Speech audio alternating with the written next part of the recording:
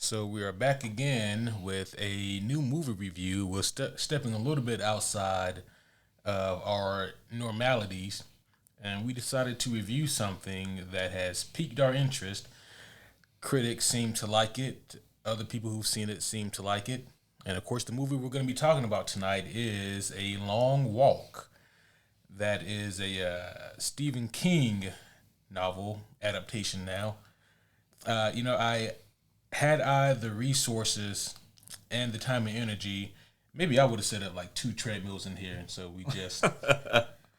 How long can we walk and podcast? The thing is, though, I was gonna get the homie Dylan to stand behind us with a gun, and if we went below 3 miles per hour, then I mean, I was gonna have Junior do it, but he just shoot us. That's true. Yeah, that's true. Just right off the rip. Yeah. Actually, I don't think he would because who's gonna refill his bottles? That's true.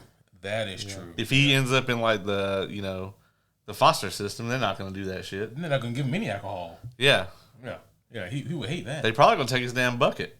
Oh, he really hate that. Yeah, so he wouldn't do it. That's true. But yes, folks, we are gonna be reviewing The Long Walk. This is the recent 2025 adaptation of the first full novel that Stephen King wrote. It's not his first published work, but he did write the novel pretty early. I could see why you wouldn't want to come to your publisher with this first. But here we are. Didn't he release Carrie first? Wasn't that like his first published work? I believe so. I mean, that's not a whole lot better, in terms of subject matter. I think it is a different sort of horror, though. Yeah. It is more of a this can never happen. Yeah. It's a little less close to home. It's a lot more I think it's more in the slasher category. True. Whereas this is like there's no supernatural element here. This is just a horrific thing that 100% could happen. Yeah, and people have been like debating on what genre should a movie like this go into, and horror may not be the exact type of box you want to put this movie in. However, like you just said, it is very horrific when you consider the fact that things aren't that far removed from, what happens in this movie. I mean, I would call it dystopian horror. Absolutely. I mean, it's no, what's the Brad Pitt zombie movie?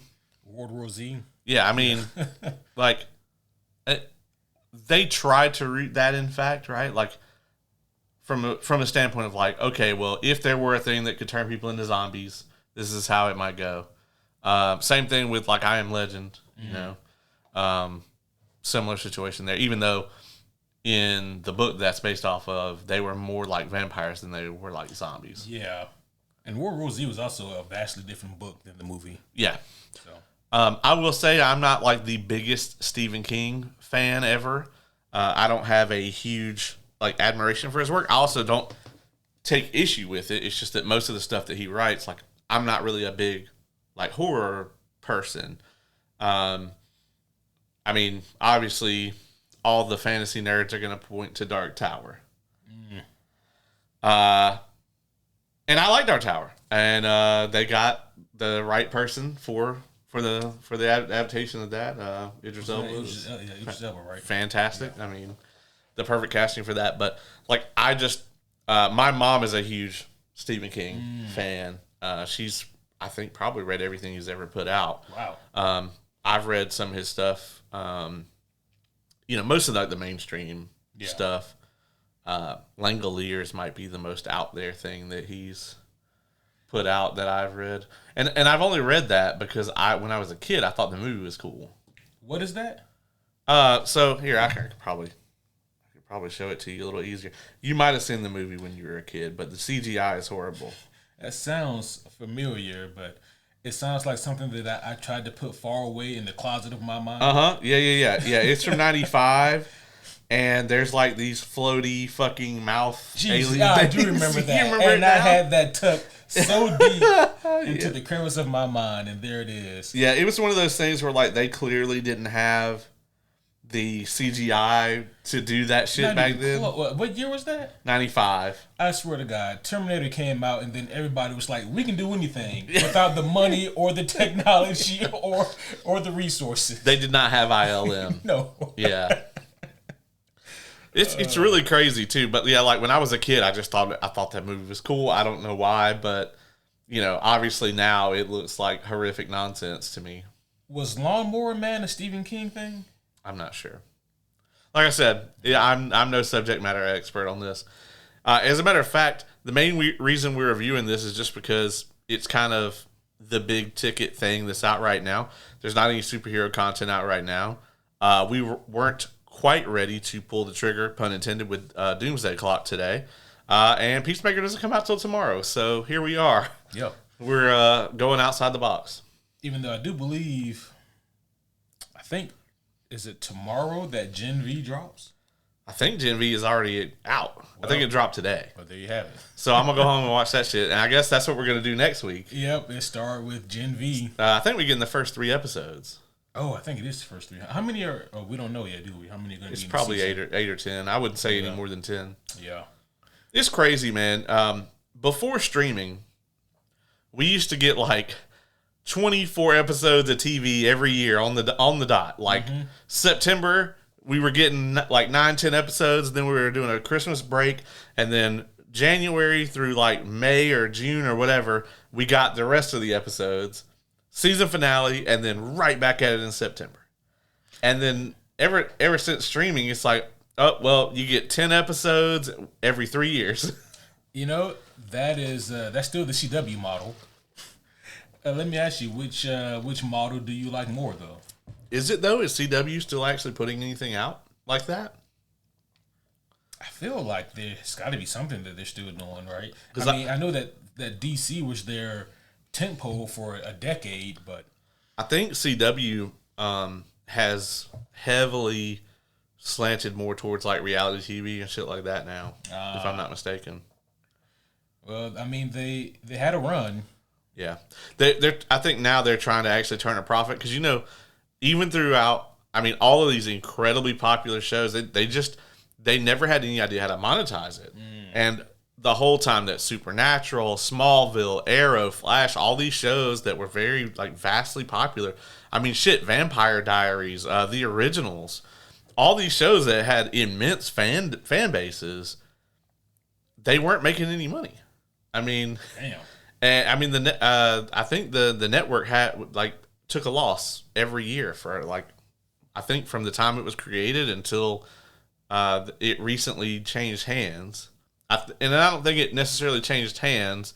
I don't have all the details in front of me, but I know CBS owned a bit of it, Comcast, and somebody else. And I think one of the people that was a partial owner bought up all the rest of it. Oh. And then they're like, hey, we're going to see if we can actually turn a profit now. So, which is why a ton of stuff got canceled over there. Yeah, they lost a lot. They got NXT, so, yeah. There's that. Well, that's another thing where, they don't have to produce that. WWE is producing it. They just pay whatever the licensing or whatever they're paying WWE to make it. And I think that's got a lot to do with it where, they don't have to run these big studios up in Calgary, I think, is where their studios were. I know that it was up in Canada, Vancouver. Yeah, Vancouver. Is where they filmed the vast majority of that stuff. Yeah. So I think they're more interested in content like that now, where, it's a thing where they don't necessarily have to produce it. Maybe they just license it or whatever. Yeah. So. Well, there'll probably never be another, for better or for worse, there'll probably never be another CW era of superhero content or just content like that in general. Like you said, the Supernaturals and the Vampire Diaries. What was the Archie shit? That Riverdale. Yeah. That never had a Sabrina crossover, not one fucking time, which was ridiculous, even though they were both on Netflix. Along with the Batgirl movie that we'll never see, I want to see that Powerpuff Girls TV show. I don't want to see that shit. You know that shit had to be horrible if they wouldn't even show us a screenshot. Oh, it had to be so bad. It had to have been abysmal. I mean, Do you think it would have been better or worse than Superman Lives? oh man. I'll tell you that I think I would have been more entertained by Superman Lives. Oh yeah, I would love to watch Superman Lives. Yeah. Like if there was even a 10-minute cut of Superman Lives, we would review it here on the podcast. Absolutely. Like Yeah. I feel like 50 years from now, like someone's going to like make that movie. They're gonna dig up whatever existed, Yeah. and get it made. That would be one of the most viewed cursed films of all time. Maybe if the DCU does like super well, James Gunn will make a Elseworlds, Superman Lives. If it does super well. Yeah, if it does super well. Yeah. That being said, this is a thing we can talk about. James Gunn did like this week finally just confirm straight up, hey, Man of Tomorrow is going to be Lex and Superman versus I believe he used the words, a much greater threat. Yeah. I think It's Batman. I think at this point, I'm not saying 100% that it is this, but I think the most likely outcome is Brainiac. Yeah, I mean that just seems that seems the most likely, right? Because you can't out punch Brainiac, especially if you're going with the self-replicating alien technology variant of Brainiac. You know, you can't just punch that into oblivion, and you also just can't outthink this thing either. You're gonna need brains and bronze to bring down something like Brainiac. It would make a lot of sense. Well, they've already kind of laid the foundation for it because they have kind of established that the Kryptonians have this really in-depth, technology. Like Superman's got all the supercomputer and stuff in the fortress. And there are some origins for Brainiac where he was a Kryptonian supercomputer. And I always really liked that origin for Brainiac. And I think that could be a really cool thing that could happen. Oh, yeah. Not that we want to or need to go this route. I'm just pointing this out here because it's a possibility. And that is, there's also certain canons where Brainiac is not only a Kryptonian invention or creation, but he's also the entity that creates Doomsday. Yeah. And that'd be some shit. I think we should steer away from, like, if they want to nod to it, oh, there's like a thing on the, there's a door on his ship that says like Doomsday or some shit. I would love if they're trying to hack into a Brainiac database or whatever, and they see a file that says XEX Doomsday. Yeah. And Lex just grabs it and puts it in the trash bin. Yeah. We don't need that. But they got to use the Jurassic World 1 graphics. Yeah. I will say that, in Superman, the engineer survived. If Brainiac is the villain in the next movie, she better hope that she's just not in it. Yeah. She's going to have a bad time. She's going to have a real bad time. For sure. Because he's going to be like, oh, you, come here. Mm-hmm. Oh, yeah. You work for me now. You work for me now. I hacked into you just now. So, I mean, obviously, the selling point of a movie like that would be the Lex and Superman frenemy type dynamic. Yes. I like that, and I like that concept, but as a Batman fan, I can't help but think that maybe they should have saved that for a Superman and Batman team up movie. Well, I think they can still do Public Enemies. I mean, they probably maybe not call it that, but I don't think that they took away the ability to have a Batman and Superman team up movie, because a Superman and a Lex is a very different thing than a Superman and a Batman. Now, granted, I don't want Superman 3 to be that, and it just becomes we're almost going like a Tom Holland Spider-Man, where it's Superman gave up the solo run and joined a different tag team every movie. Not that I have a problem with the MCU doing that with Tom Holland. I've actually said on here numerous times that I think that it was a brilliant idea for him to have a little MCU babysitter every movie, because it solves a lot of problems. But man, I gotta put a disclaimer out there. TikTok has been going ham on me here lately. Yeah. I'm gonna just edit it so it looks like you just hate all that shit. Where I was just like, fuck Tom Holland. Hey, there we go. That's There, what I needed. there. You don't even have to cut it. You just clip that out. It's gonna be a 2-second clip. Just man, fuck Tom Holland. Just put it all over the. You should put it over like a trailer for that movie he's in with Daisy Ridley. Oh no. But yeah, no, I am excited to see what this movie looks like, what it turns out to be. I have faith in James Gunn. I just admit this is just not the direction I thought that things were going to go. I mean, I think that obviously there's a lot of strong humor that's going to come from a Superman and Lex Luthor kind of team up, a forced team up type deal. But man, like I'll be honest, like they just work so much better as enemies, and I guess for me, it just feels a little soon for them to be teaming up. I would want a little bit more space. I mean, I'll be honest. Like, we all know Lex is going to try to fuck him over at the end. Or at the beginning, or in the middle. Or all three, yeah. I would really love for Carr to be in this movie. As a matter of fact, I would really love if they go like the Kandor storyline where, you know, he has the city on the ship and, you know, he's just looking for like its last inhabitant to complete it. That would be good. You know, I think putting Kara in this movie and kind of making her like the object, like the MacGuffin that Brainiac is after, I think that's a great storyline, and I would love to see them do it. Yeah, there's a lot of different directions they can go with this movie, but ultimately we'll see, and that is slated for 2027. Yeah. Yeah, we gonna see. Yeah, I mean, yeah, take that, Matt Reeves. Actually got a release date, and it's 2 years away. He's had a release date. Sure, he's had like 12 of them. Yeah, that's what I'm saying. He's had more, so he wins. I will note that over the last couple of days, I fucked around, unfortunately, and read the Mistborn Era 3 preview that Brandon put out. I'm really intrigued by it. I bet. And it was interesting that this shit came out. He put the shit out while we were at Dragon Con. Check out our Dragon Con review. And so he put this out while we were at Dragon Con, and ironically, in the very like beginning of it, who we assume is going to be the new main character, her name is Avon.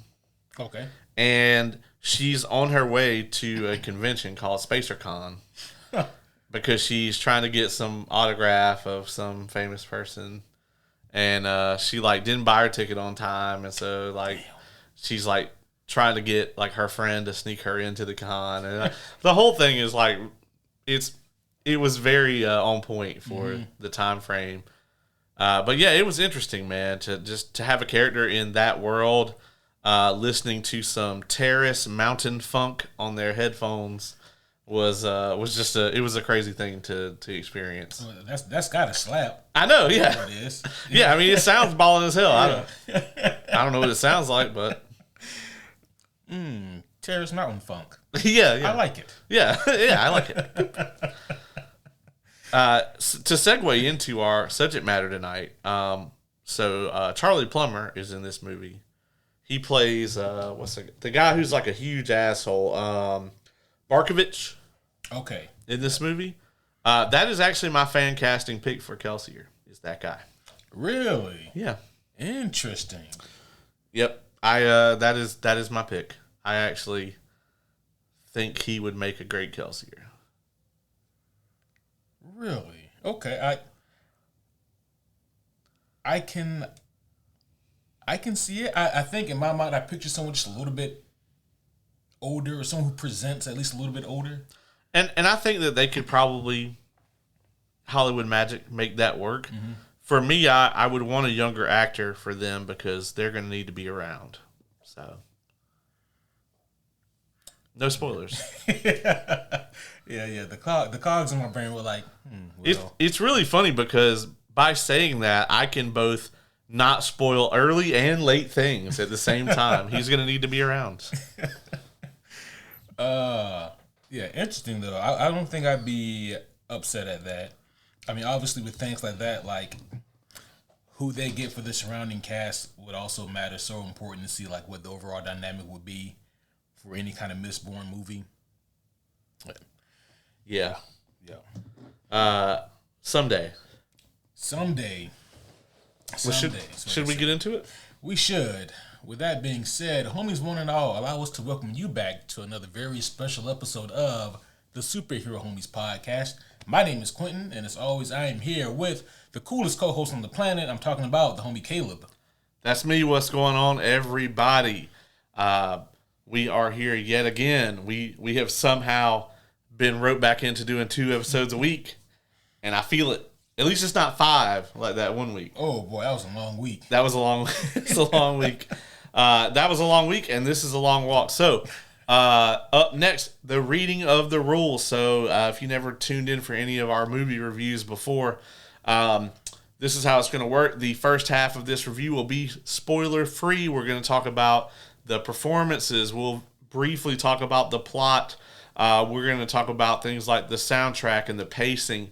And then we're going to score the thing, and we will bullshit for a little bit. We will give you guys plenty of warning. And then in the back half, we are going to go full spoilers. Absolutely. So there has been your warning. So therefore, everyone is welcome to listen now. But man, once we get to the halfway point and y'all still sticking around, that's your ass. All right? That's right. After that midway point, it's going to be like you went to the Scott Snyder panel. Yeah. And you're like all caught up on Absolute Batman. Absolutely. Like at this point, I'm just reading Absolute Batman for the fun of it because he told us everything that's going to happen. Have you delved into it any? I have. I'm about halfway through it. I haven't finished it yet, but yeah, it is quite good. You liking it? Yeah, I am. Cool. I am. Yeah. I can't wait to review it. We're gonna do a lot of fun. All right, man. Where you want to start on this thing? Overall thoughts on the movie? Yeah, I think that's probably the best place to start. This was directed by, what was his name? Francis Lawrence. I wonder what else he has done that I'm familiar with. Oh, he did Red Sparrow. Oh, yeah, I was just going to say Red Sparrow. Oh, and he did a couple of the Hunger Games movies. That tracks. That tracks a lot, actually. He also did the 2005 Constantine. He did the 2005 Constantine? Yeah. Oh. Interesting. Okay. Trying to see if he did anything else. Yeah, they currently have, I mean, and this could just be false, but they currently have him attached to Constantine 2, and I'm just hoping that doesn't happen as a Constantine fan. Oh, he did I Am Legend. We were just talking about that earlier. Well, shit.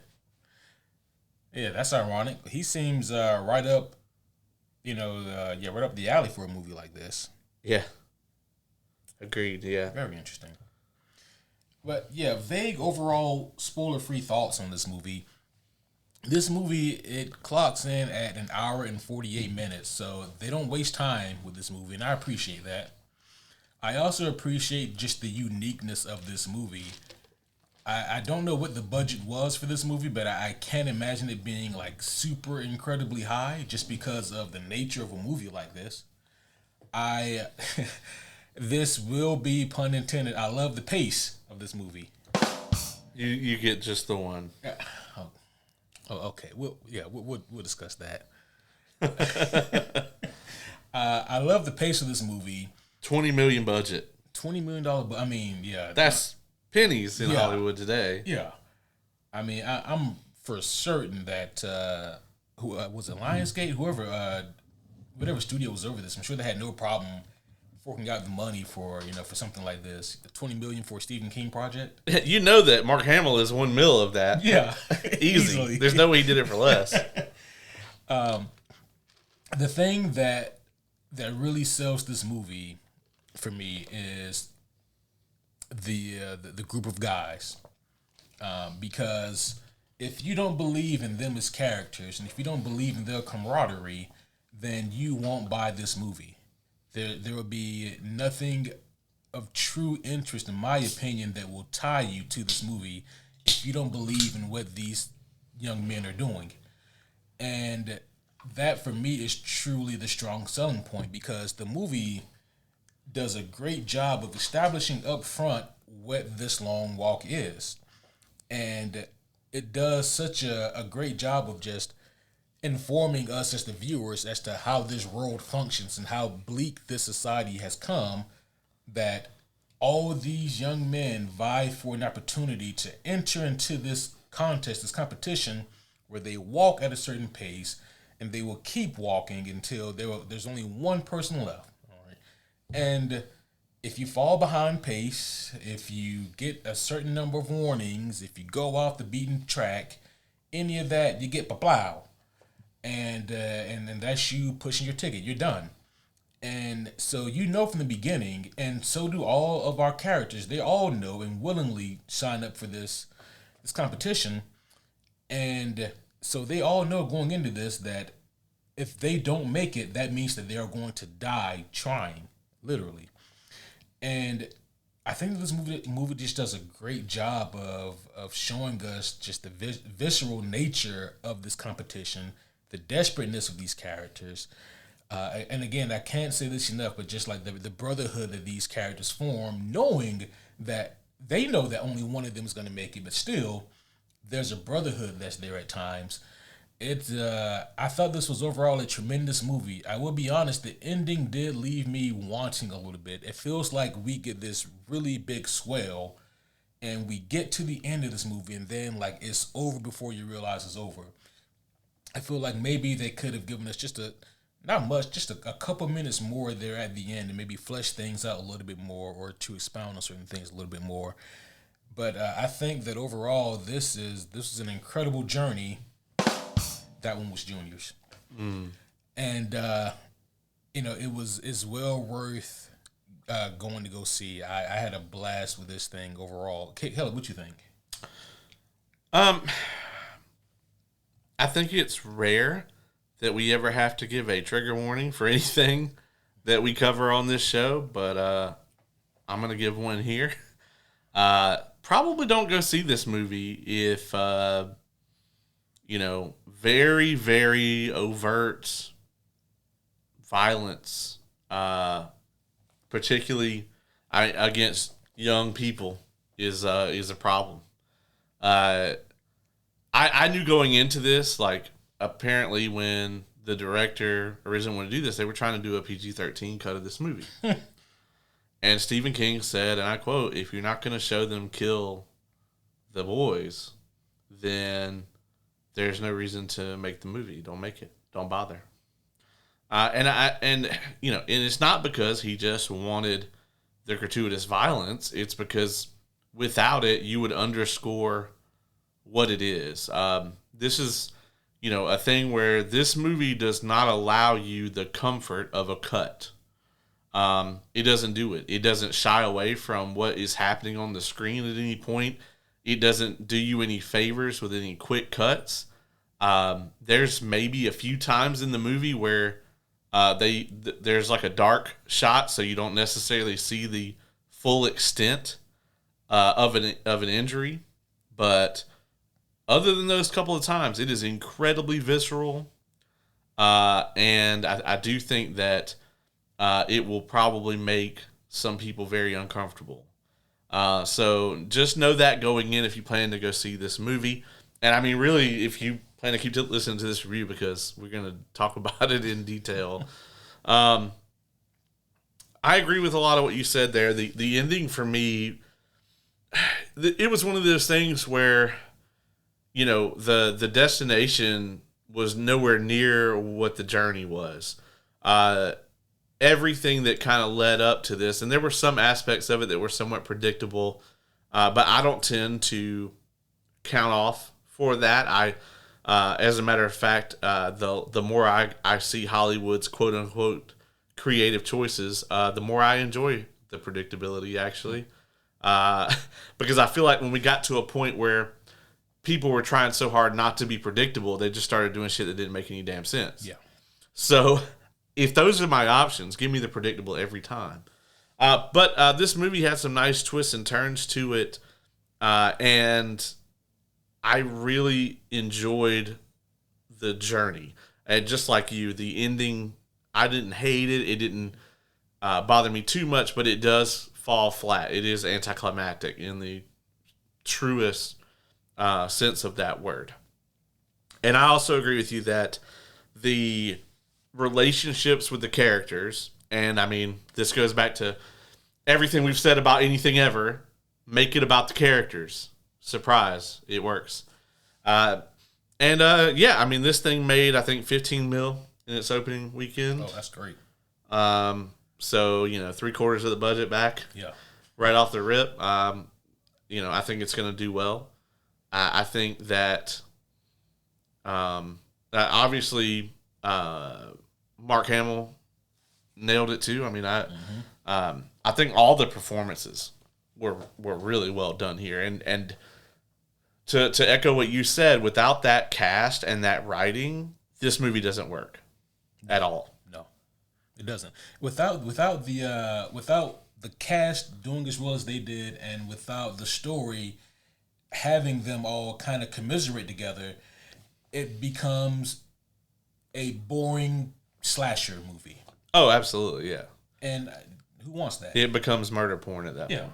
Yeah. And when we did the Sinners review, we talked about the tracking shot, where you have a character that's walking directly towards the camera, and you use that to not only show the world around them, but also to capture the actor's performance and their facial expressions and everything. And this movie used that shit like a lot, like 90% of the film. Yeah. I want to go back to something else you said about how this movie does not shy away from showing like the gratuitous violence used against these young men.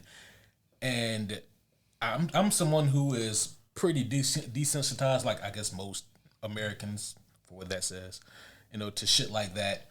I like my action to be actiony, and for you to show me what you want to show me. But man, when you're telling a good story, and this movie overall does tell a really incredible story, there are moments where you know what's about to happen, and the movie lets you know that, hey, so this thing is about to happen, and it gets to a point where I'm like, okay, I don't need to see it, and the movie shows it to you. Yeah. But I think that plays to the strength of the movie, because I think that's the intention. Like, we're not supposed to want to see it, and then they show us anyway, because it all kind of ties back to the raw point and theme of this movie, which is, why would someone willingly sign up for something like this in the first place? Yeah. Go ahead. The movie shows a lot of, in the conversations between these characters, a lot of incredible themes. I'm not going to go into the reasoning here, because I think that's a spoiler. But a lot of people have asked me, okay, so do they sign up for this? Is it a thing where, like, it's a lottery? Do they have to? The movie will answer those questions for you. But I think for us to do it here in this section, I would consider it a spoiler, because I think that everything surrounding the idea of the contest, other than maybe like the basic rules, I think those are just as much a part of the narrative as anything else. Yeah. Well, that being said, we do have, obviously, characters in this movie, and I think that some of these characters will really draw on a lot of people. And the interesting thing is this, us as the viewers know that some of your favorite characters probably aren't going to make it, and so do the actual characters themselves. They are also aware of that. Yeah. And that makes this for a really interesting dynamic, I think. It really does, to sort of see the way that it pans out, right? Like the way that the characters come to grips with that fact, right? Is that, if I don't win this, I'm done. And they all knew that when they arrived there. And it's like trying to get into the mindset of something like that. I mean, the setting here, I mean, we don't get to see a lot of it, right? But everywhere that they go in this movie looks like an awful, downtrodden, like Great Depression era United States. I don't know what point in time this is supposed to take place in. Obviously, it's a little later than that. but it's a similar thing. Like everything looks old and worn down, and you know, everybody's driving a car that looks like it's 30 years old, or you know, wearing hand-me-down clothes. Like the setting is a very dystopian, downtrodden, you know, very poor economic conditions. It looked like essentially there was no middle class in this world. I mean, it's you either are a have or a have not, and it seemed like there was probably a fuck ton more have nots than haves.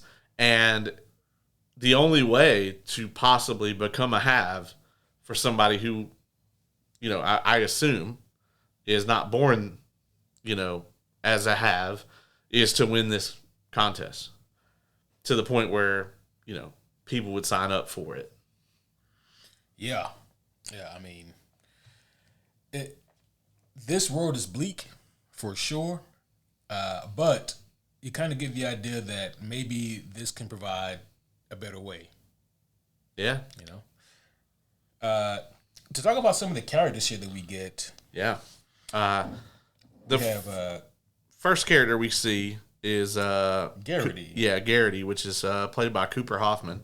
And that is Seymour Hoffman's son. I was going to ask, because it seems like whenever I see like a younger actor that has the last name of like a famous one, I always have to ask now, and it's usually the case. Well, and you know, his dad worked with this director on Hunger Games. So. Oh shit! Yeah, that tracks, man. Yeah, Philip Seymour Hoffman.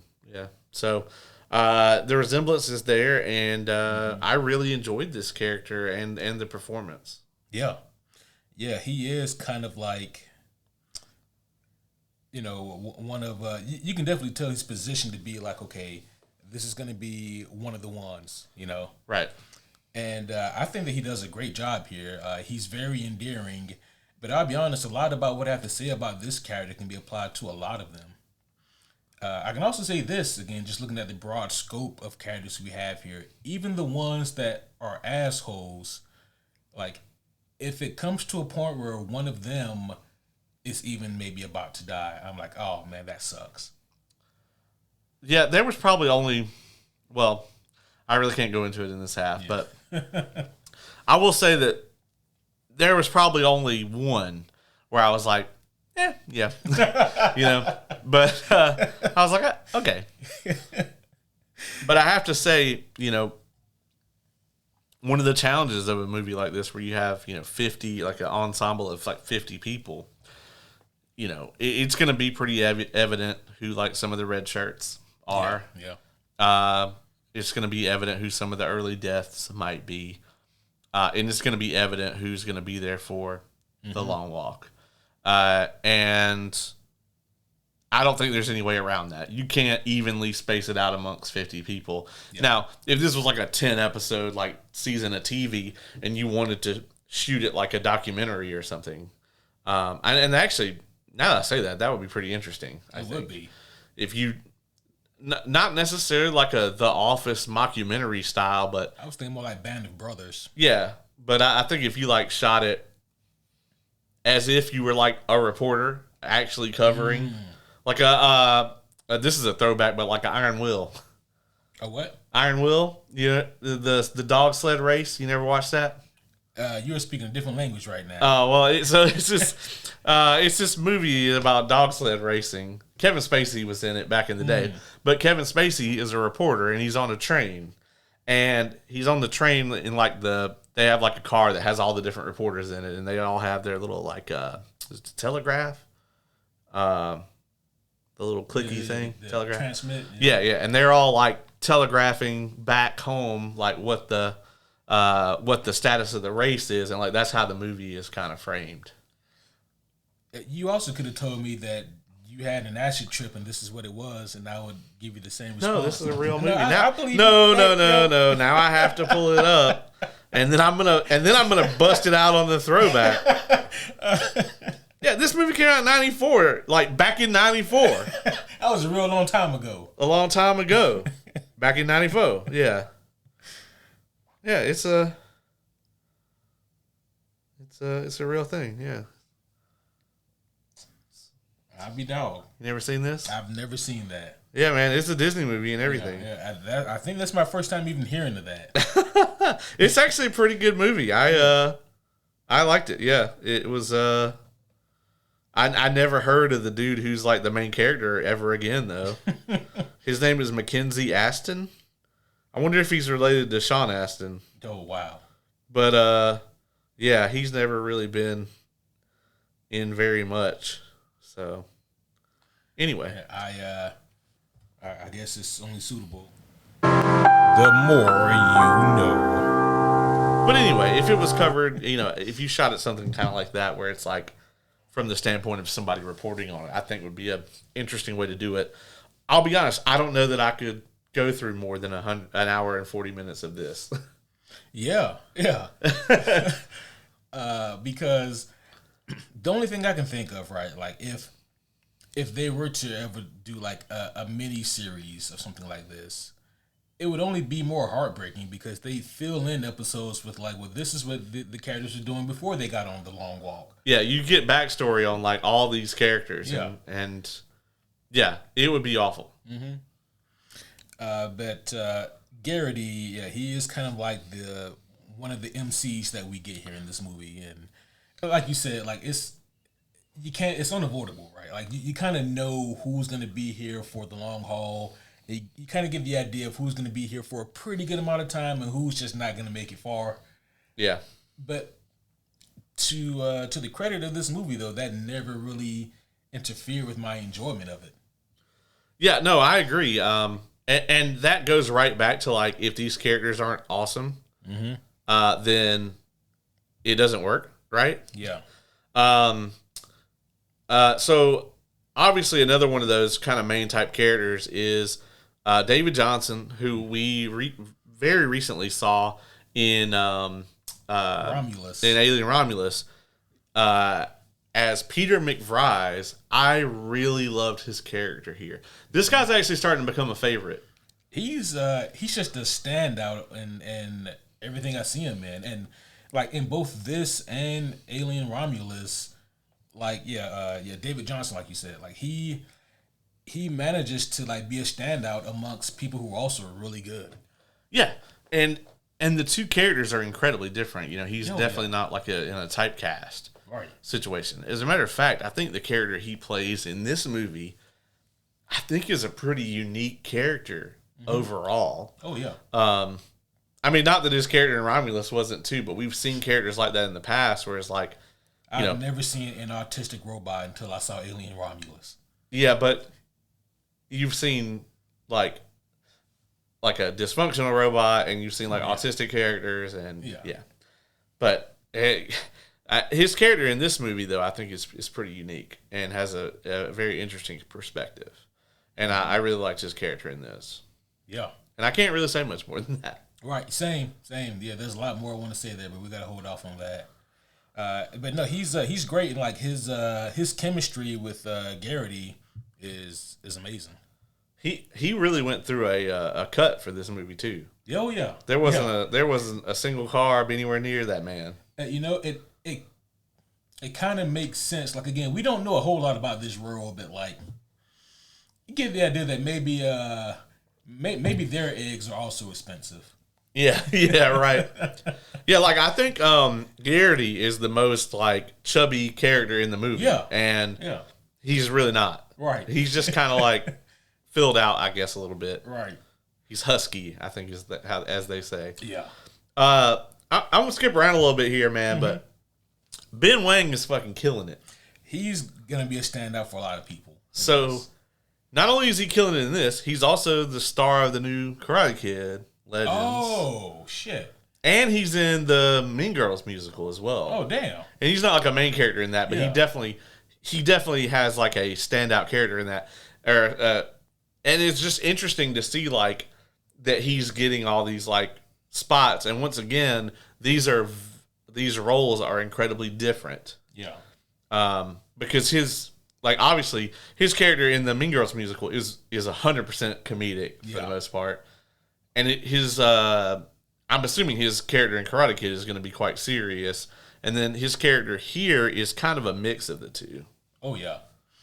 Yeah, I think that he's really going to bring a lot of laughs to this dark, bleak movie. Yeah. And I mean, yeah, basically every time that he's on screen, you're gonna root for him, and you're also probably gonna laugh because like the guy, he just like his outlook on life and what he wants is understandable and also just hilarious. Yeah. So yeah, I really enjoyed his character as well. Um, there was another one. I don't see him immediately, but like there was almost like a grouping of them that kind of really commiserated. Yeah, you'd be thinking about Baker. Yeah. I'm not going to try to say this. Well, I will. This his name is Tut Nuyot. Nuyot. Apologies if I butchered that, but he played the sort of like religious type guy. Yeah. And I really liked him as well in this. Absolutely. His character also had a very interesting outlook. Yeah. And we'll talk more about this in the spoiler filled section, but he has one scene in particular that is just I thought was tremendous. Yeah. Actually, I mean, there's a couple. Yeah. Some that these characters share. It is very hard to talk about these characters without spoiling anything. It really is. It really is in this movie. We need to talk about the antagonist here, though. The goddamn road. I agree. For sure. For sure. No, Mark Hamill as the Major. Yeah, so I actually didn't know Mark Hamill was in this movie until we sat down in the theater. Yeah, you leaned over and you go, is that Mark Hamill? Yeah, I was like, is that fucking Mark Hamill? And I mean, obviously, about 5 words in, I knew it was him because he's, definitely doing his Joker voice for a lot of this. I mean, it's not like the exact voice, but it's basically just like a deeper version of his Joker voice. It's slowed down and lowered. Yeah, but you can really just at any minute, you can just hear him being like, better luck next time, Pats. Yeah. This is some shit the Joker would do. Yeah, right. Yeah, this is absolutely some shit he would do. Yeah. What'd you think of this character? There's actually even a Joker reference in the movie, which was cool as fuck. I don't remember the exact reference, but it was pretty on the mark. I do, but we can't talk about it in this half. Mark Hamill doesn't really miss. Yeah. Now, granted, this role also doesn't really use. I definitely don't think he had to be this. It's kind of like Christopher Walken as the Emperor in Dune, right? It's like you didn't have to get someone of this caliber to be this character because they're not really in the movie that much. And I mean, that's kind of how it is here. I mean, you're not going to get some crazy backstory on him, and you really don't ever even understand his motivations. And I think that's part of. I think that's intentional because I think his character is really meant to represent any sort of like oppressive figure, regardless of like what the basis is for. So I think they kind of keep him clean slate so he can stand in as like a symbol for anything like totalitarian like that. Yeah. And again, just kind of skirting around spoilerific territory here. It's like the character of the Major, they do interesting things with him because like you said, on one hand, we don't get a lot of him. He just kind of pops up here and there sporadically. But on the other hand, when he does pop up, it's not like he is exactly being antagonistic towards the group. Sometimes he is trying to be like inspiring, or sometimes he's giving warnings or reminders, and he almost just acts like the guy who carries out the rules, so to speak. Yep. And again, I think that is great because had he been presented as nothing but a mustache twirling villain, ooh, I can't wait till these kids start to fall, I think that lessens it. I think it's very important that he kind of has this type of stoic, this is what it is type mentality for this role. It's very similar to the way that the officials and whatnot act about like the Purge in the Purge movies. Yeah. it's very matter of fact. This is just a normal thing that happens. Yep. And that is what makes it fucking terrifying, right? Because if he were this mustache twirling, Jafar level, cartoonish, like evil guy, like, I get to fucking kill 49 more kids, then like, I mean, honestly, that would take away from, I think, the way that this movie ultimately hits, because it's much more framed as like well, this is just a thing that has to happen. Yeah. This is just a normal thing in this society. And I think that's the point, right? Is it speaks to how quickly something horrific could become normal. Yeah. And because it's all normalized, and you get the idea that this version of society is accustomed to it. It's and it's crazy, right? Because you guys may hear the premise of this and think that this is so far fetched. I mean, it would be like if they showed public executions. That'd be ridiculous. Right. But no one's vying for that. Yeah, no one's lying for that. I mean, there may or may not been a news broadcaster right around the time this movie came out that just suggested that like they just kill homeless people. Yeah, who would ever? Yeah, so it's not incredibly far fetched, right? Because like that kind of shit does happen, and that's kind of where this movie goes into, and it's interesting because he wrote it a long ass time ago, and a real long time ago. I think back in like 64. Yeah, as I say, it was probably before 94, and it's crazy to see that like. How much it rings true towards our society today, how it's able to remain just an important piece of literature. Yeah, it's still so relevant. Yeah, and that is, and like, like, say what you will about like the state of the world, or even just this country, America's where we're filming from. If that wasn't evident, evident and or obvious, but. I don't know. It hits very interesting in this day and age. I haven't seen the movie Civil War yet. I'm not talking about the Marvel one. I've seen that one several times. I'm talking about the non-Marvel Civil War movie. Yeah. But I imagine that like the way that movie made some people feel will probably have a similar feeling watching this. Like just that. And for me, like after the viewing, I compared it to how I felt after watching The Joker. And for completely different reasons, right? Like when I watched The Joker, I enjoyed that movie for what it was, but I was a bit unsettled by it, just because of like I enjoyed this, but I'm not supposed to, like there's an uneasiness to the story and the message being told here, and the person presenting it, Joaquin's interpretation of whatever the fuck his character's name was, Proto Joker, Pseudo Joker, whatever. But here is Arthur. Arthur, that's what it was. Yep, Arthur Fleck. But here, with The Long Walk, it was a very similar feeling, just on the basis of wow, I really enjoyed this, but man, was this uneasy.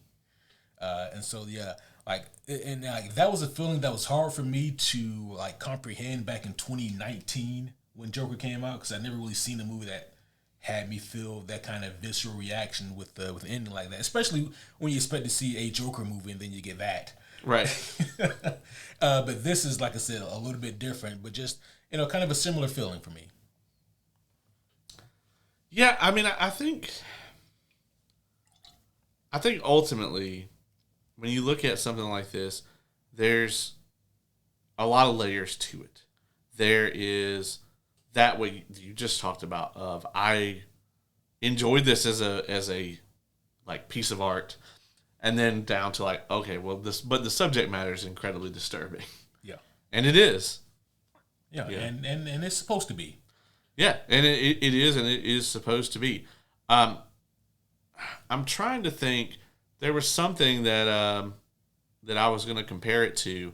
I don't know that I've ever got like the exact kind of feeling that I got when I was watching this from something else. I don't know that that's ever necessarily clicked for me in that exact way. But then again, I'm also not really a big horror genre in general. I did watch the Civil War movie. Oh, okay. And I did think that it really underdelivered for me on that aspect of it. I don't know that movie. First of all, I didn't think the movie was that great. Secondly, I don't know that it delivered on kind of that premise that they were trying to rile everybody up about, of like, oh, this movie is about an American Civil War. And granted, it is, but it also isn't. They very much make it about the team of reporters or whatever. And I'll be honest, that movie it bored the shit out of me. Whereas this movie, everything that you see in the trailer, everything that is the premise of this movie, it is going to deliver on, I promise you, more than you would like for it to. Yeah. Yeah. And I'll just go back to this one more time, but there's only 2 instances where I want a movie to not show me all of the explicit violence. And one is when it's overdone and it's just a tool they're using to try to sell the movie and they got nothing else to offer. Right. And then the second option, which is what this movie does, which is to have me understand the concept of this movie and the message of this movie and to feel for the characters. And it's like, oh man, I don't want to see this happen to this guy. And then I have to see it anyway. Right. There's something that's really kind of visceral and powerful with that. And this movie does, again, just such a great job balancing that out. Agreed. Yep. What else do we have before we get to spoilers? I think probably just the score, which, I mean, we talk at length about this. With the score to any movie, there's 3 categories that something could be in. The overwhelming majority of them is like, you don't notice it, right? Then there's like, this score was amazing, or like, I hated it. Either things were out of place, it had a soundtrack instead of a score, and the soundtrack wasn't good, something like that, or like a Batman versus Superman, where it's like, why the fuck is this music turned up to 10,000? Things like that. Those are really the only options, I think, for a movie soundtrack. This, I think, is in the broader middle category. I think the music that is in this movie, it's not going to pop out at you. There's no big needle drops or anything. I think the music that is there is very effective at conveying the emotions. Yeah. Yeah, the score, it is definitely just there to kind of assist the scenes in delivering the emotions that are trying to be felt. Right. But like you said also, I didn't really notice it that much, and for the most part, that's for the best, because the score is there to support and uplift the movie, not to dominate or overpower the movie. Right. But with this being like a thriller / horror type of ordeal, there are times for sure when like the score is being used to help like sell or convey what's about to happen. But honestly, more times than not, they bravely choose silence over anything. They actually do. I think the lack of a score is probably more effective in a lot of these scenes, because it gives you more of a idea of like, here's what it would have been like to be out there.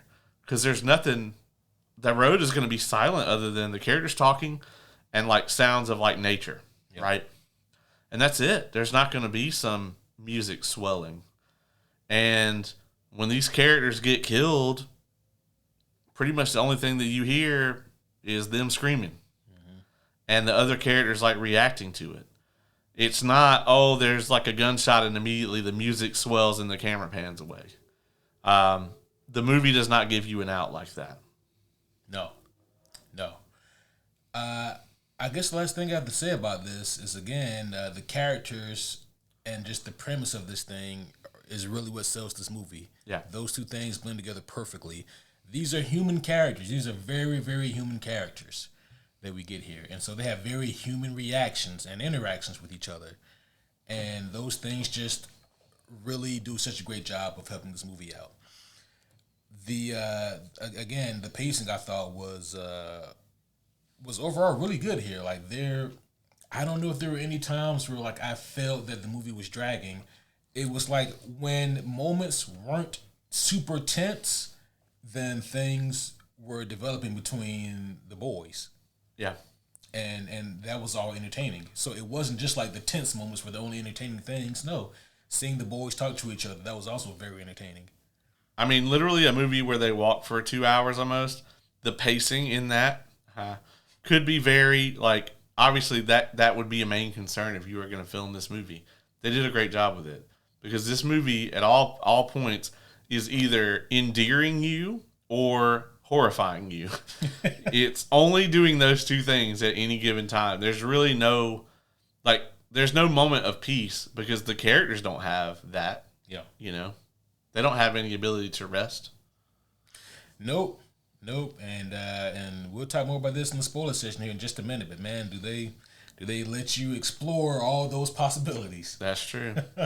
You went first last time, I think, which means I go first today, which means that when we review Peacemaker on Friday, he'll have to go first. But that being said, this movie to me, I thought that the character work and the writing was exceptional. I do think that the ending hurts it. I don't think you're going to walk out of this movie fulfilled by the ending. And maybe that is the point, right? Is that, they didn't want to have this sort of in-depth kind of ending that was going to give you any sense of... It's not clear to me that the film ever wants you to feel vindicated or complete or anything. As a matter of fact, I think what it makes you want to feel at the end is cold. And I think that was effective. But that being said, I really enjoyed what the actors put into this. I didn't take my eyes off the screen one time. I was kind of glued to it in the way that you can't look away from a car wreck. But yeah, I'm gonna give this a 8.5 out of 10. Yeah, this for me was like one of the unexpected gems of the year. There's movies that come out that I'm always looking forward to, months or even years in advance. And then there's movies where I see and I'm like, okay, well, this might be interesting. Maybe I'll check it out. For me, this was kind of one of those. And it was just boasted by the fact that so many other people seem to enjoy it. And also, this is just a different type of movie than what I typically go for. I was not disappointed.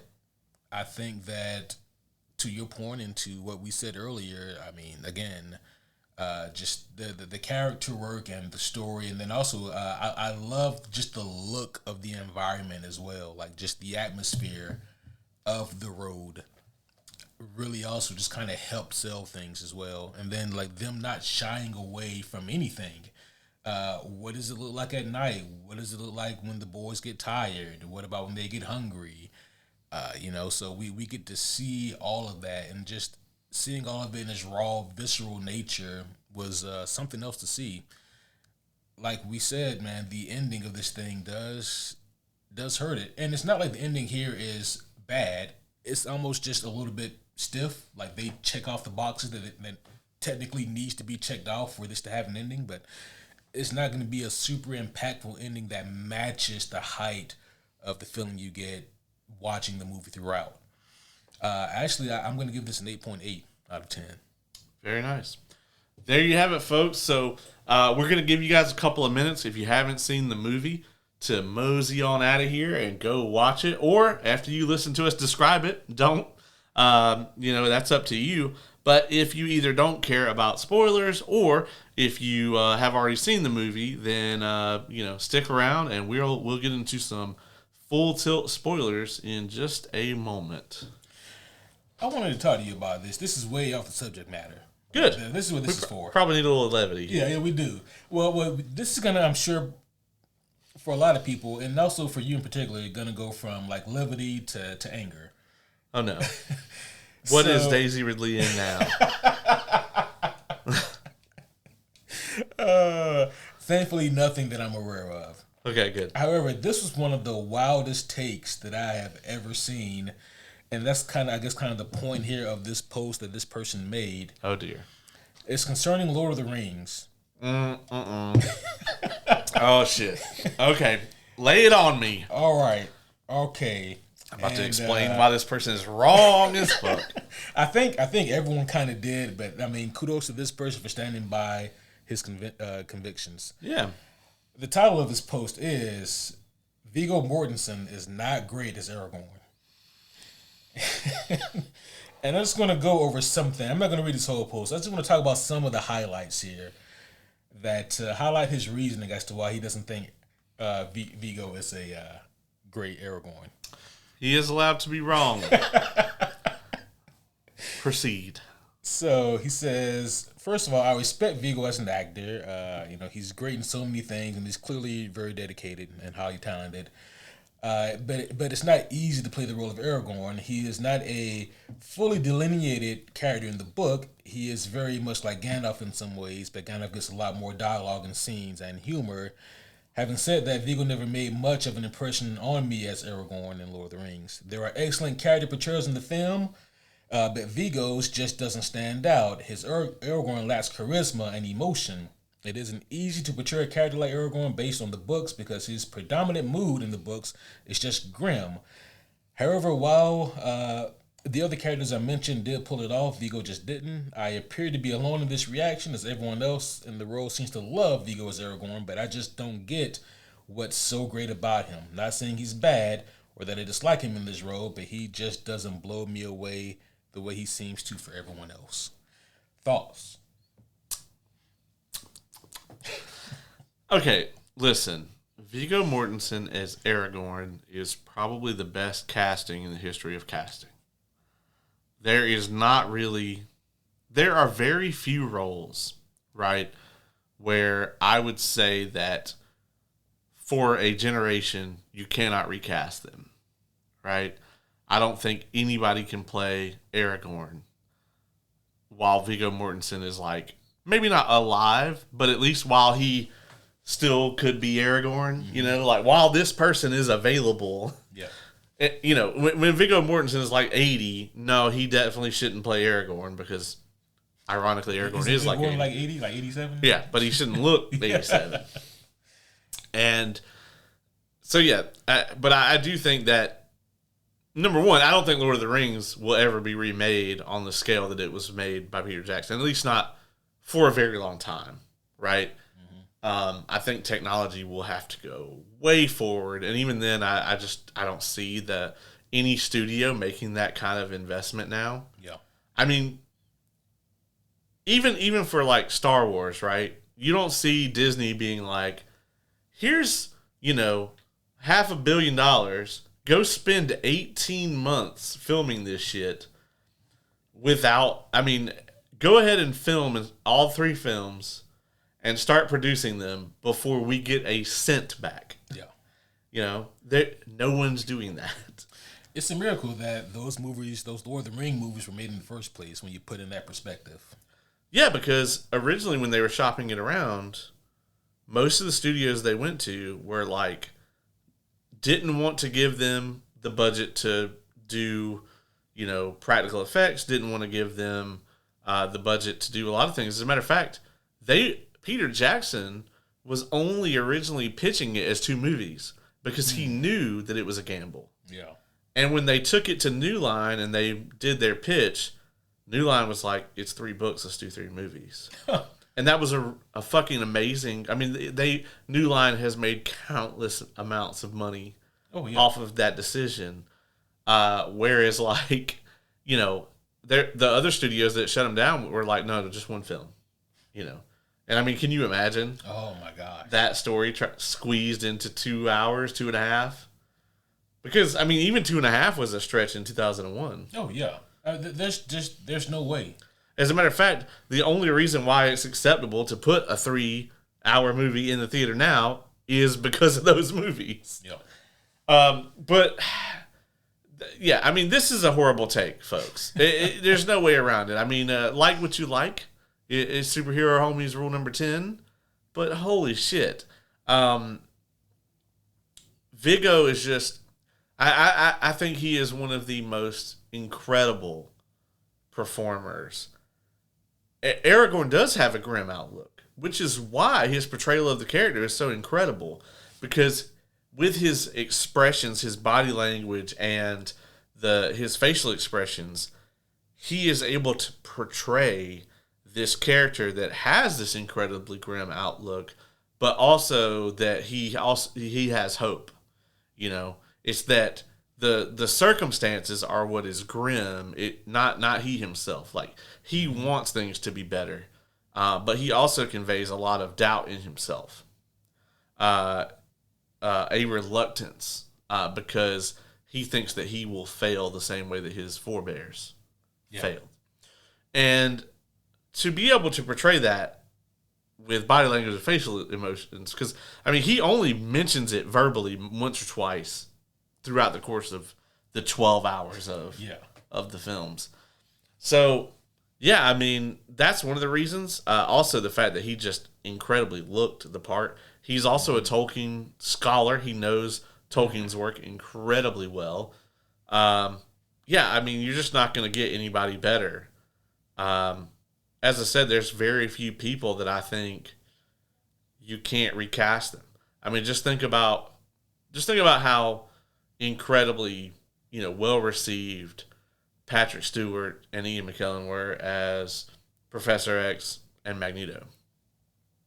They have been successfully recast to people who did arguably a better or just as good of a job, or at least close.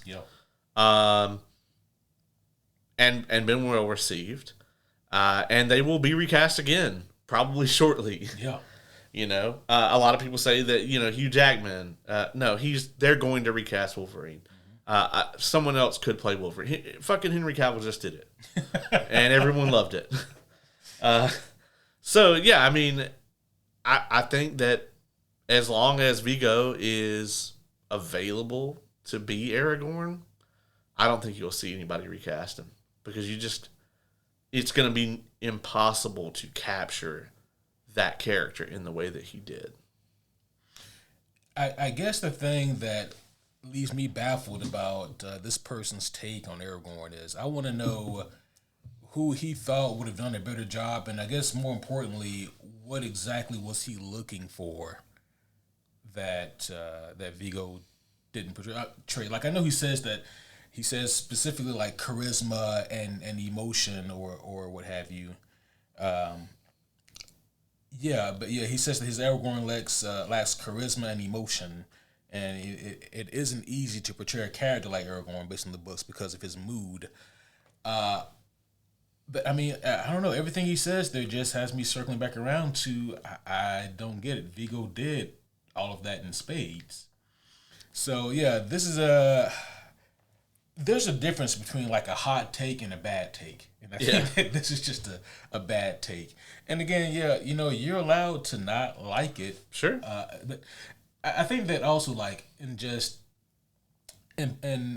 pop culture media as a whole, whenever something is vastly well received by the masses, there will be people who want to consider themselves the outliers, who look upon something and say, actually, I don't think it's good. I think that people kind of almost imprint a negativity upon something that is so well received just because, well, something has to not be good about this.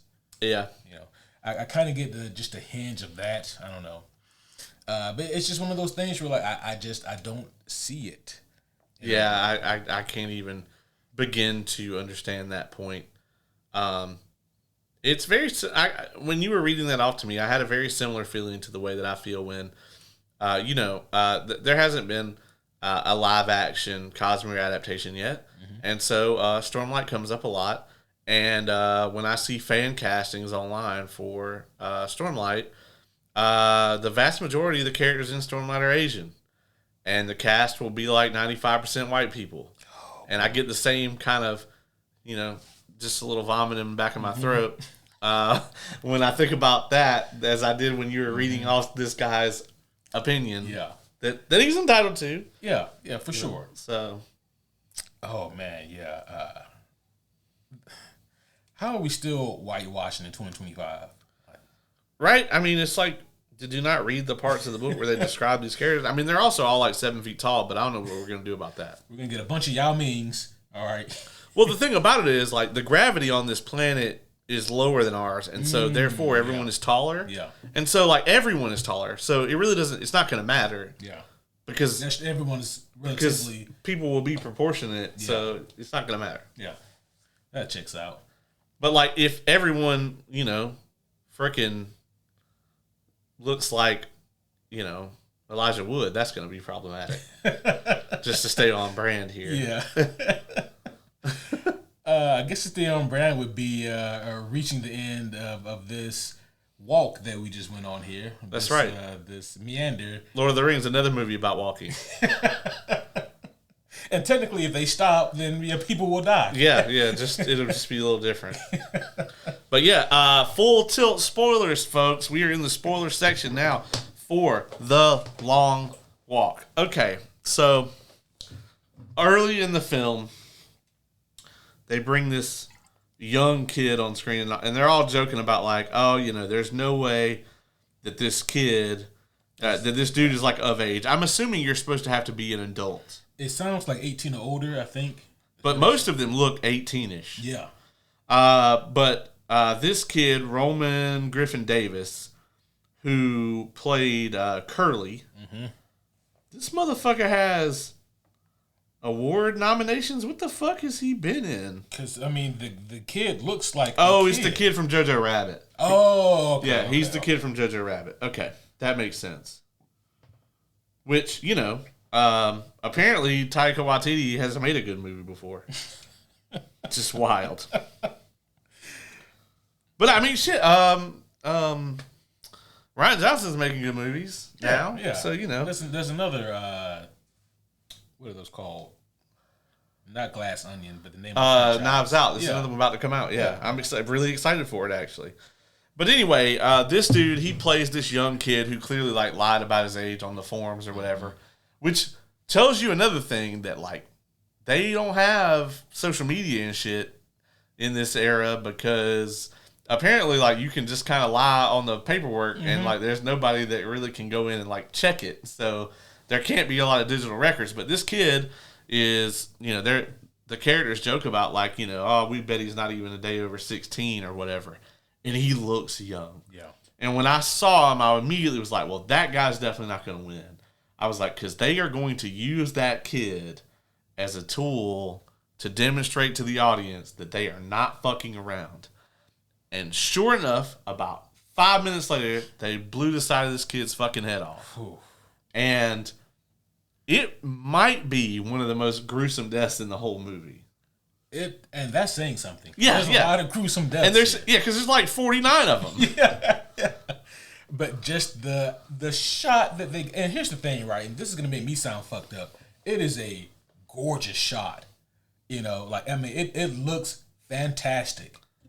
Like, to the point where, like, I would kind of want to study that scene just to break down how they did it. Because he's moving, scared for his life. They got the gun. They pull the trigger, and then his face goes kapow, and you see his jaw and his teeth dangling. But it's so fucked up.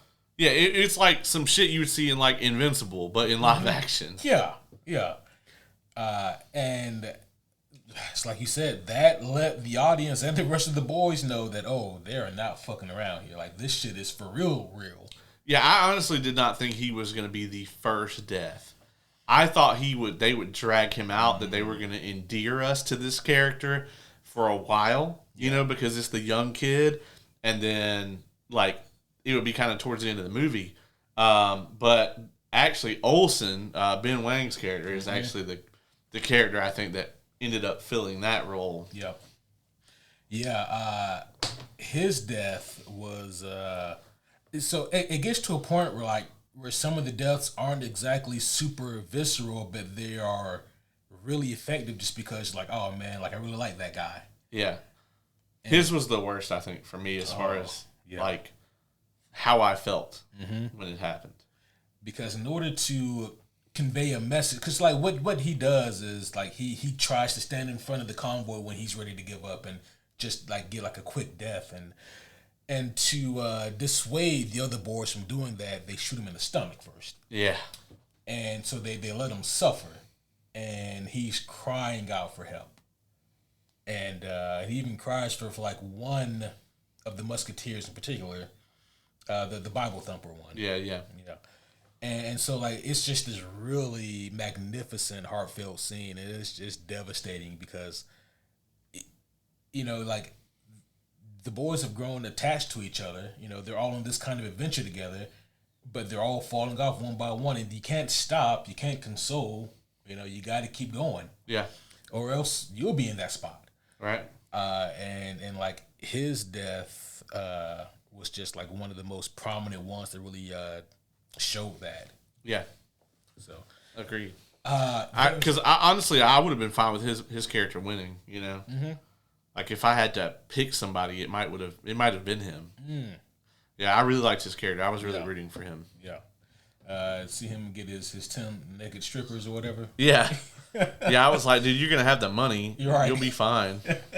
Like you don't have to use that. You don't have to use your wish on that. And they even talk about that in the movie. Yeah. Yeah. Baker is the guy that he called out to. That's that ran right. to him, the religious guy. Yeah. Yeah. This movie tackles everything that you would have as a concern going on a journey like this. Yeah. Like, well, what about when it gets dark and I get tired? Well, you keep fucking going. Yeah. And you see people like start to slow down and start to give into like the psychosis of it all. Right. Yeah. What happens when you have to go to the bathroom? Well, there is no bathroom, so you better just shit and piss where you are. Yeah. Well, plus 3 miles an hour. Yeah, plus 3 miles an hour. Yeah, you can't stop. Yeah. Yeah. And yeah, that all would be just obviously incredibly gross and difficult, but yeah, I mean, you see all of that, and you see people die because of it. Yeah, I mean, if you gotta shit, so the rules are, if you stop, you get a warning. 10 seconds, you get another warning. 10 seconds, you get another warning, and then 10 seconds, and you're dead. So the maximum amount of time you can take to shit is 30 seconds. And then you have to walk for 3 hours straight to get those warnings off because you lose a warning every hour of not dropping below the 3 miles per hour. Yep. So, I mean, that is bonkers to think about. I mean, especially since like some of these characters out there walking, I think 4 days, right? Mm-hmm. And just like, about. And some of these characters never had to shit in 4 days. Yeah, so I would just eat a vortex burger, and I think I'd be pretty set. Just eat cheese the whole time. That way you get your protein and stop you up. Yeah, yeah. Although I don't know that I want to walk for 4 days constipated either. Yeah, especially trying to keep a certain pace. Yeah. The fucking and this is the other fucked up thing, right? Because like these routes they're plotted to a degree. You know? Why not have these boys walk on like straight planes? They have them go up like this steep ass hill, and like at least 5-6 boys get killed going up that hill. Yeah, because trying to walk 3 miles an hour, like, I mean, for an extended period of time, fuck that shit anyway. Mm-hmm. But that hill really fucked a lot of them. And like, the hill wasn't early on either. It was like at the end of the, first full day? Yeah, it was late night. It was like almost 3 a.m. when they got to that hill. Yeah, when they get to this long, steep ass hill, and that shit wiped out a ton of them. Yeah. So you just like the camera, and again, like some of the shots in this movie are incredible, but the camera is like in front of like some of our main group of boys, like our main 4, and like in the background you see other boys in the convoys, and they're just gunning them down. Yeah. And so yeah, it's gruesome. Some of those shots they were taking, man, I was like, hey, man, that motherfucker was real close to me. Like, right. You know? Yeah. There was the one kid who, like, he was so, like, sleep deprived and delusional. Like, he accidentally stumbled, I think, in front of a tank and got ran over. Oh yeah. And so like his legs were crushed, and they got the audacity to be like, number so and so, you have 10 seconds to get up. And like he's gonna die from that gruesome, because he got ran over by the fucking tank. Yeah. But no, he had to sit there and wait out his time before they put a bullet in him. Yeah, right. Like he's supposed to start hand walking the rest of the way. At 3 miles an hour, just kick up on his, hands. So yeah, that was also gruesome and fucked. So I mean, we talk about like the ending, how we weren't satisfied with the ending of this thing here. So to kind of get there, looking at Garrity, like the MC, he's presented as the MC. Yeah, and I kind of knew when they presented him as the MC, I was like, he probably won't win. Mm-hmm. Yeah. But also, like, I had the same thought, but I'll be honest, man. My other thought was, well, the only other viable option is David Johnson, and he's black, so I don't see him winning either. But surprise, surprise, we're making progress in 2025. Yeah, right. Right. Because David Johnson as McReeves, he won. He won the damn thing. But with Garrity, he had like a personal vendetta against the Major. Because his dad had radical ideas. I'm using quotation marks for those of you listening. The Major, or not the Major, but Garrity's dad had radical ideas that got him killed. It is, I guess, important to note that before Garrity's dad was killed, the Major gave him the option or the opportunity to rescind those views and to essentially pledge allegiance to whatever kind of totalitarian government they have. But Garrity's father refused, and he was killed for it. So the character of Garrity, his whole thing is he wants to win the long walk, ask for a carbine right there on the spot, and then shoot the Major. Yeah, that's his game plan. And it's interesting the way that they framed this, right? Because what's McGarity and what's the other one? Garrity and McReeves. Yeah. So obviously, with McReeves, like his whole thing is that they kind of framed it as he's the character who can still sort of has this like optimism, right, about himself. Whereas McGarity is kind of like, or McGarry, he's done, right?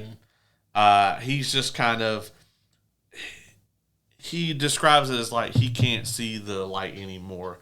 Like in his character's mind, he can't see a way out of this incredibly bleak world that they live in. And so the only thing that he's got is vengeance. And that's it.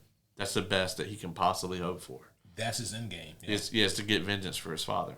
And that's the whole reason that he's there. Yeah. I love the fact that both the character and thankfully the people who wrote this movie had like the clarity to understand that the character of I forgot his name already, Garrity, like he's doing the exact same shit that his father did, and because it's McReeves who points out that like your father he left you, like I know you view him as like this, you view this as brave, and it was, but also as a result you don't have a father, and your mother doesn't have a husband anymore, but by Garrity joining the long walk, he just left his mom the same way that the dad left them. Yeah. And when he comes to that realization, it kind of eats him up. And it really comes into fruition when they walk through his hometown and he sees his mom. Yeah. And, I was even thinking, because they told us beforehand that they were going to go through Garrity's hometown and that his mom was going to see him there. And I was like, man, that predicament, I don't think I want to see any of my loved ones. That shit would eat me up. Yeah, no. I definitely wouldn't want to. Yeah. And it does. It eats him up. I mean, he almost punches his ticket right there. Yeah, yeah, right then. Because at that point, I mean, he had 3 days in his own head while being in this terrible situation. I mean, watching all those people die, you know, it had to have really sank in like that this is it, and that his mom was going to be alone, you know, like truly alone. She's already lost his dad, and that now she was going to lose him, and he had to come to grips with that, you know. And I think the way that this actually ends, you know, with McReeves sort of, he tries to push McGarry forward, and then McGarry kind of gives it back to him. And this is where I started to take umbrage with the way that it ends. I very much thought that what would happen is through the course of the story that we would get to see McGarry kind of brought back to the light by McReeves, that he would convince him that his path of vengeance isn't the right way to go, and that he would maybe still win, and then he, instead of wishing for what he told us he was going to wish for, he would go the McReeves route and try to actually change the world for the better. Right. What they actually did was a very dark, fucking, almost alternate ending twist kind on of a that. flip on what you just said. On that, yeah. Because, like, 30 minutes into the movie, that's how I'm thinking this is all going to go. And I was close. Yeah. And it almost does go that way. But they flip it. And after watching this figure, the Major, kill all of his friends, you know, and this is one of the things, like, once it's down close to the end, he's telling McGarry, like, the one thing I always wanted in all of this was a brother, you know, and like they had gotten so close. And so watching him die and just be exposed to all of this horror, I mean, he then flips, basically, arguably does a heel turn. I don't know if it's necessarily a heel turn, but it's definitely dark. Yeah. And wishes for the carbine and kills the Major. Yeah. Right there. And it's not really clear what the movie wants you to take from that. It's also weird that, like, they just kind of let him walk off. Yeah, that part was also, I thought he was going to either get shot or arrested there on the spot. Yeah. Because also, like, there were people watching, right? I mean, so, like, we don't even see any of that. There were soldiers around. Yeah, it was just a very odd shot. And they just let him walk off. Yeah. Yeah, so... I guess they could have gone into, like, the, well, who's paying me to shoot you kind of thing if he's gone.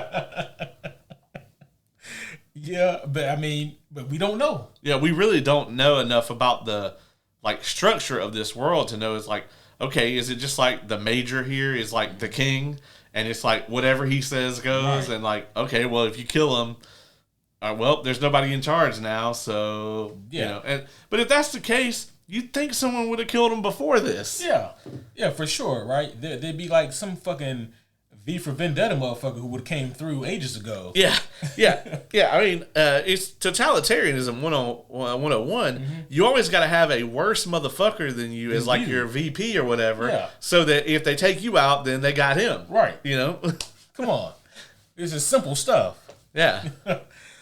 But yeah, the ending there, I here's the thing. I'm not upset at the premise of the ending of this movie, of them doing the flip, because I had a similar idea to you as to what the ending would be. Like, I had a similar thought. Like, I thought that Garrity would use, Garrity would almost give up, but then McReeves would sacrifice himself so that Garrity would win, and then Garrity would kind of see the light again, and having a brother and losing one, and he would use his wish to, instead of killing the Major, I thought that Garrity would use his wish to maybe, like McReeves wanted, maybe have 2 winners on the long road instead of 1 or something like that. But no, the flip was interesting, and I did not see the flip coming. So they do get a kudos for having an ending that is good on paper, good in theory, and surprising.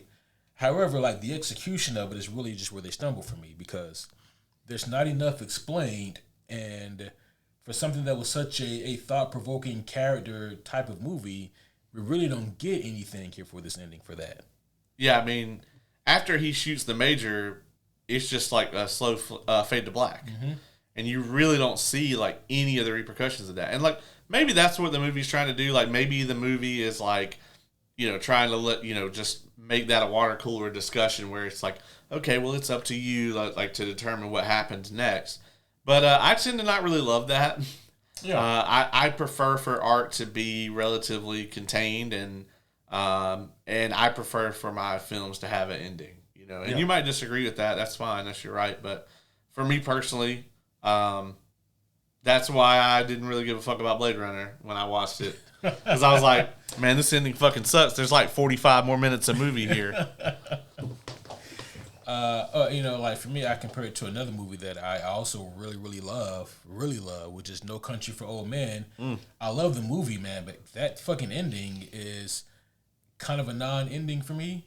And it's like, man, I don't know if the Coen brothers were like, I don't know how we can end this movie to be as good as the rest of it, so we get this instead.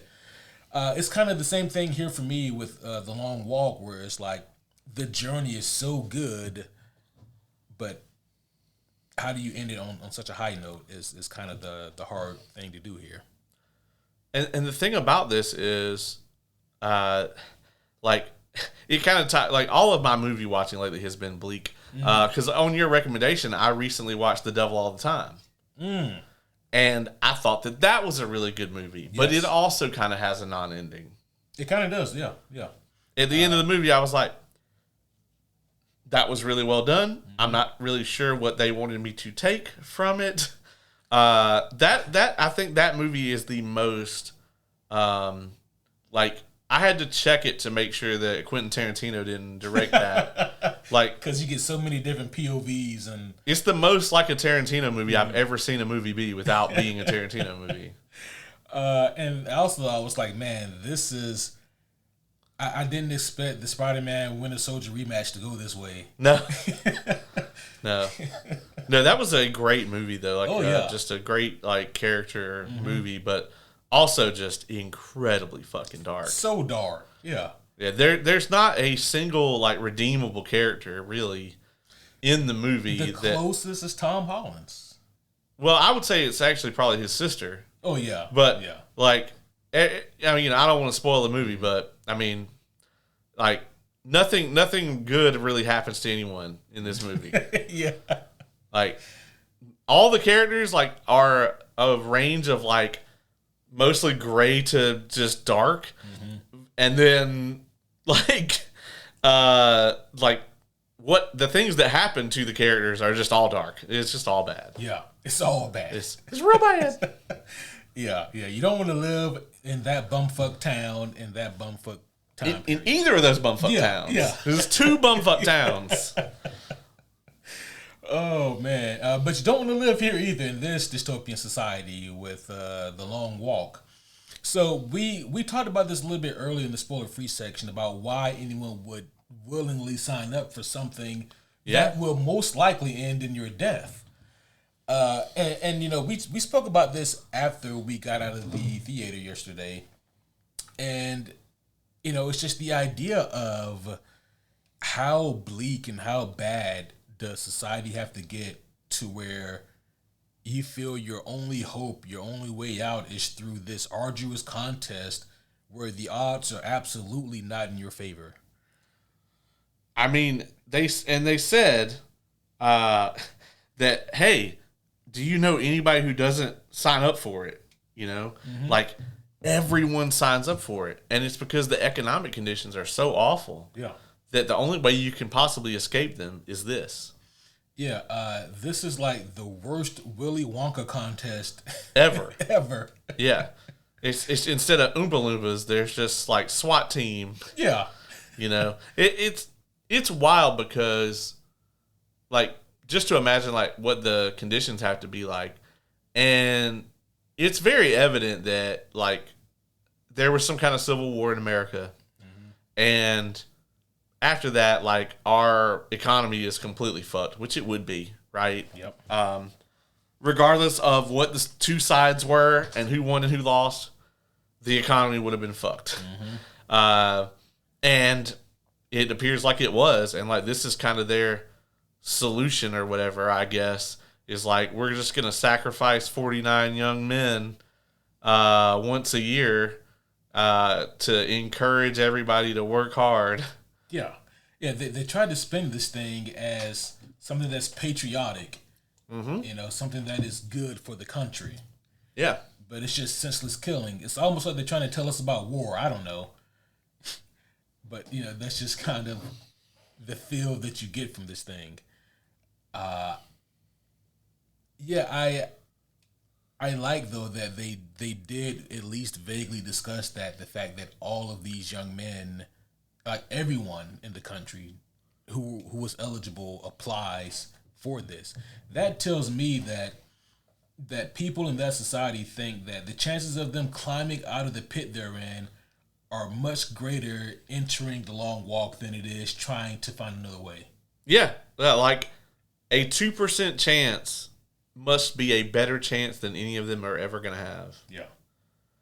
Which is bonkers. And I mean, it's pretty wild. I mean, them framing something as being like really patriotic where you have a pretty high possibility of dying. I'm sure there's nothing in the real world that's, a comparison to that. But I can't think of anything. But that's why it's fiction, folks. Yeah, it's fiction. Come on. I mean, it's got to be fiction because, in this movie, they frame it so that, like, people are sitting by watching the long walk. Who would want to watch these young men just die?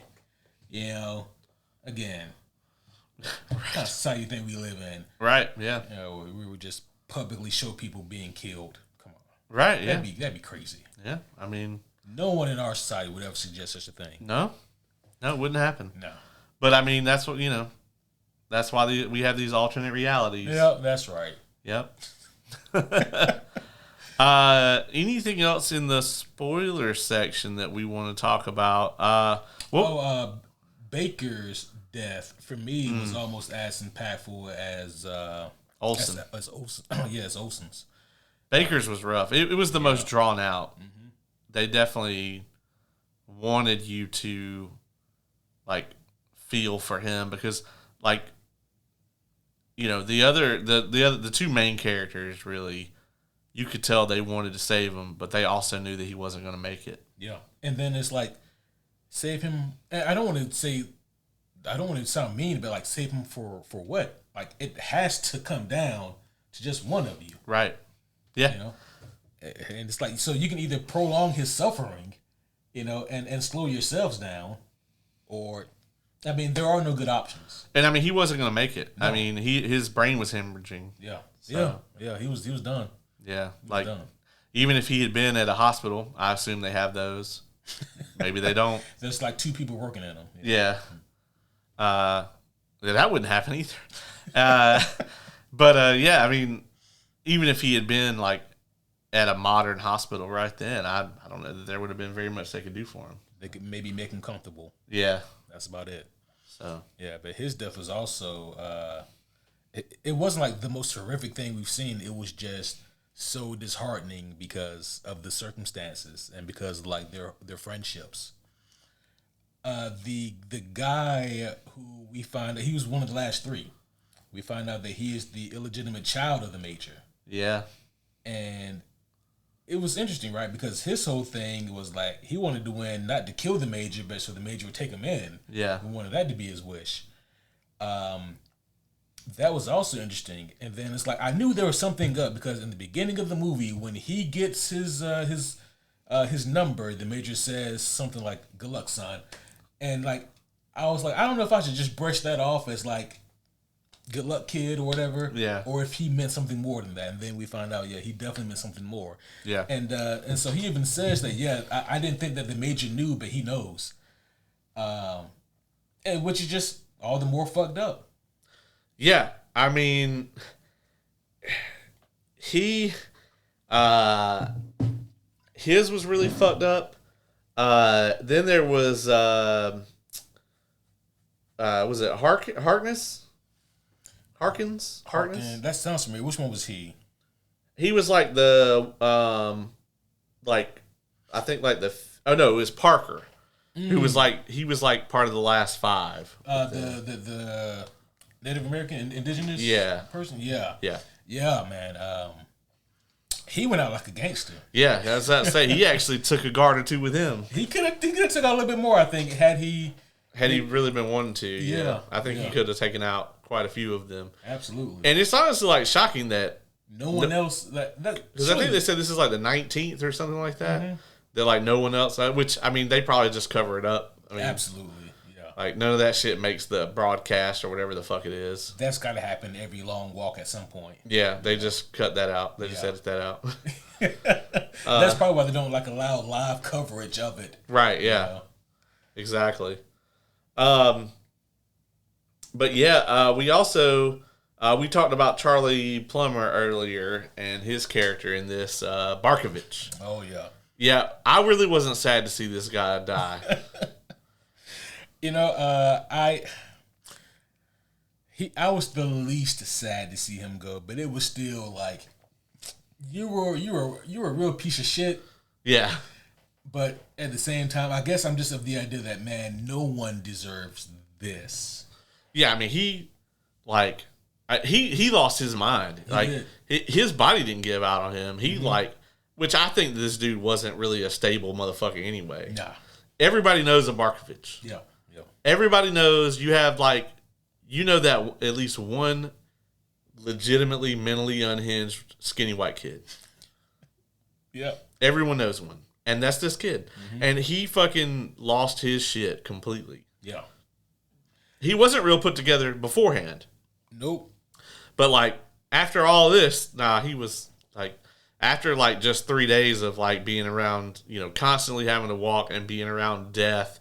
Not to mention all 49 of the people he was walking with fucking hated him. Yeah, every single one of them. And he brought it on himself. Yeah. He was, no matter how you want to look at it, he was in a way responsible for the one kid getting killed. That shit was gruesome too. Yeah. So what happens here is that Barkovich, he's antagonizing this kid, talking shit to him. And so the kid gets tired of it and he takes a few swings at him, but the kid misses every time. And on the last attempt, the kid misses, and he face plants on the gravel and skids, and his face is all fucked up. He gets damn near Harvey dented. Yeah, from a face plant and a skid. But because of that, as you can imagine, he was a little discombobulated. He couldn't make the 10 count. Yeah, and he got bablowed. Yeah, which at that point. Just go ahead. Yeah, for sure. Yeah, that was gonna hurt picking out that road rash. Yeah, and so because of that, the rest of the gang just did not fuck with him, and then rightfully so.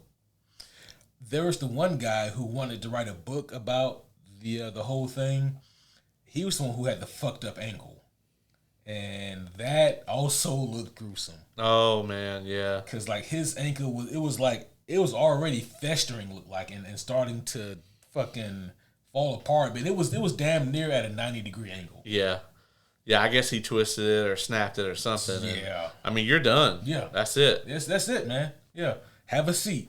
Yeah. Yeah. Honestly, at that point, you're not going to walk for 4 fucking days. No. And you're not going to maintain that pace. No. For sure. So. Yeah.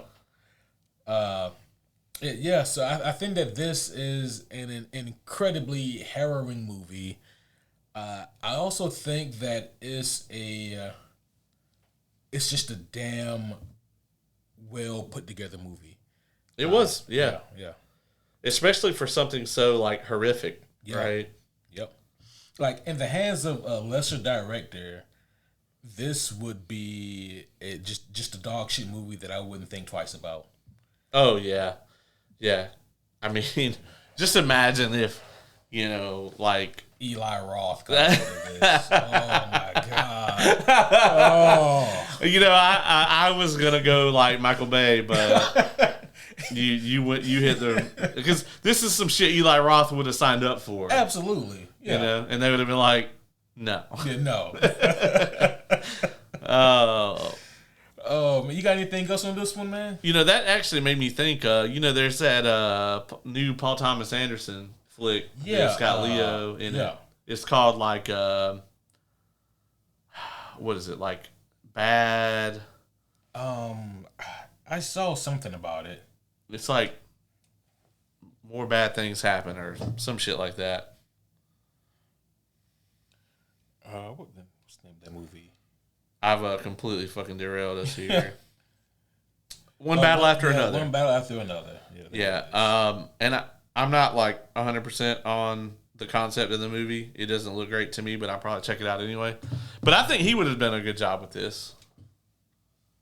Who? Leo? Paul Thomas Anderson. Oh, I was like, I didn't know Leo was a director. Okay, but Paul Thomas Anderson. Yeah, I can see that for sure. Yeah, there's a few who I can see potentially being pretty good at something like this.